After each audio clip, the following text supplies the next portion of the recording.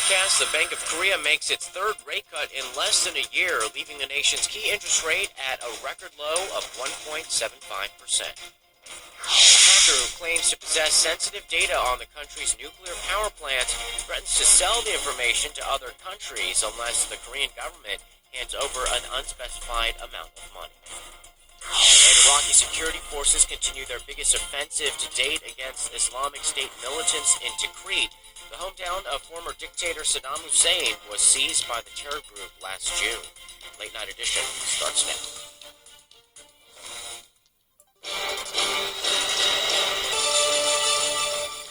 Welcome to Arirang News. I'm Sean Lim, and this is Late Night Edition. We begin with the latest move to boost the lagging economy. Korea's central bank cut its key interest rate to an unprecedented low of 1.75%. Hwang Jae has details on the expected effects. The Bank of Korea decided to trim its key interest rate by a quarter of a percentage point to 1.75% on Thursday. The rate cut is the third in less than a year and leaves the key rate at a historic low. The top central banker said the economy's current recovery momentum is too weak and could hurt the country's growth potential. We drew the conclusion that the pace of recovery in domestic demand is not meeting our forecast for January. And since we agree on the downside risks, we thought it was better to act preemptively. The central bank's move also comes amid a wave of global monetary easing that China and the Eurozone countries are engaged in. Low inflation, which would have actually dropped last month if not for The Bank of Korea decided to trim its key interest rate by a quarter of a percentage point to 1.75% on Thursday. The rate cut is the third in less than a year and leaves the key rate at a historic low. The top central banker said the economy's current recovery momentum is too weak and could hurt the country's growth potential. We drew the conclusion that the pace of recovery in domestic Number of foreign investment banks have lowered their growth outlooks for Korea this year, though the average matches the Bank of Korea's expectation at 3.4%. Some estimates have dropped to the 2% range. Son Jung-in reports on the impact of weaker domestic consumption and falling oil prices. Foreign investment banks were prompt to adjust to Korea's growth forecast on mounting downward pressure. According to Bloomberg, the market median for Korea's growth forecast stood at 3.4% on Thursday, in line with the Bank of Korea's forecast. Bloomberg's survey of 27 institutions showed Nomura has slashed its outlook for Korea's growth to 2.5% from its earlier forecast of 3%, becoming the first foreign institution to project an expansion in the 2% range. Analysts cited slumping domestic consumption and slowing exports as factors denting the growth rate, along with the global economy recovering at a slower pace than anticipated.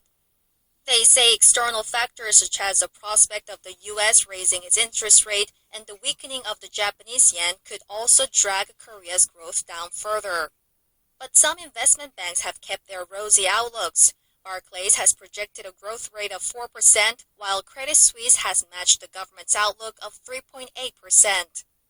Inflation projections, however, by foreign investment banks have dropped to 1.3% from an earlier figure of 1.7%, as Seoul is under stronger deflationary pressure this year.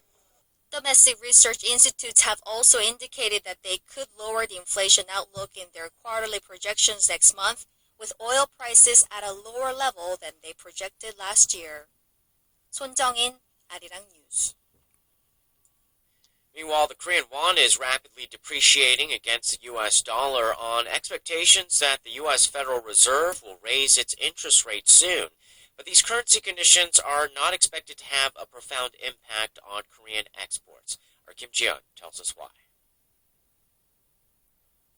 The Korean won has been depreciating against the U.S. dollar this month, mainly due to the strengthening of the U.S. currency.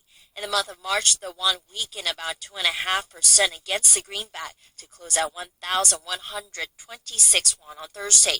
The Seoul-based Haitian Economic Research Institute expects the won-dollar exchange rate to decline even further to 1,150 won within the next 2 months.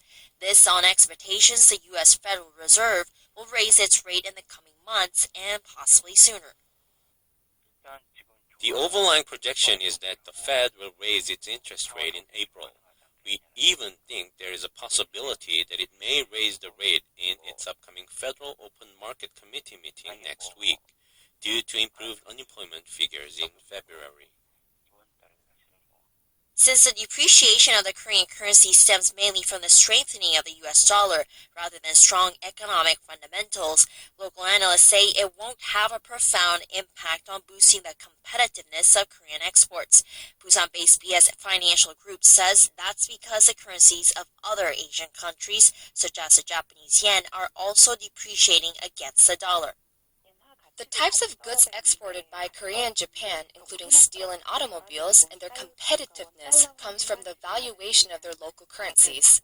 The already much depreciated yen is gaining the upper hand over the Korean won due to a series of quantitative easing measures from Tokyo since late 2012.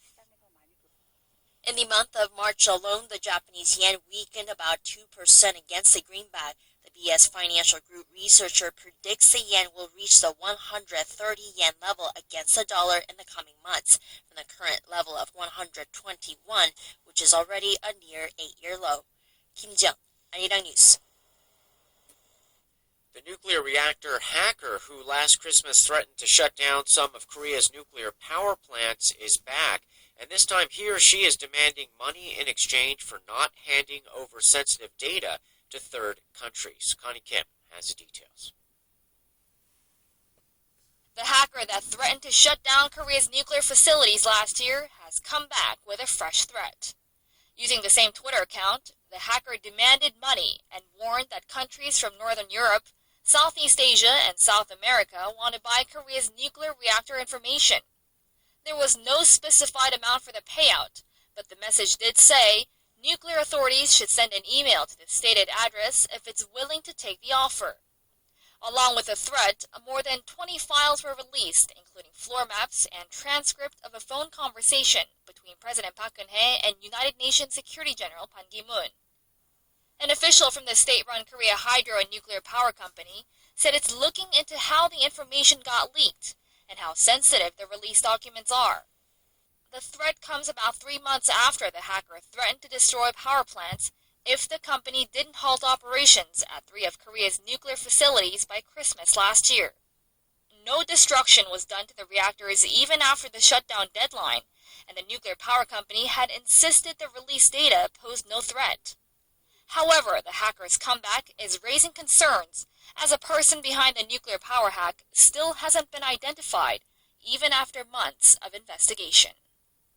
Connie Kim, Arirang News. President Park Geun-hye is scheduled to hold a three-way meeting with